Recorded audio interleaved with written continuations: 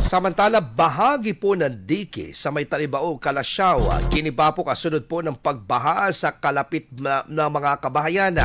Para sa detalye ng balitang yan, kasama natin Idol Aaron Navelgas. 104.7 IFM Report. Giniba ang isang bahagi ng dike sa Barangay Talibao, Kalasyaw, Pangasinan nitong nakaraang linggo upang maibsan ang pagbaha sa kalapit na kabahayan sa lugar. Sa panayam sa ilang residente, masyado umanong maliit ang butas sa bahagi ng dike na dinadaanan ng tubig mula sa mga kalapit na barangay, dahilan kung bakit naiipon at tumataas ang tubig sa mga kabahayan tuwing malakas ang buhos ng ulan. Anila, bahagi nang bumilis ang paghupa ng baha mula sa residential area sa lugar kung ikukumpara noong hindi pa ginigiba ang bahagi ng dike. Bago matanggal yung bahagi ng dike dyan, matagal humupa ang baha.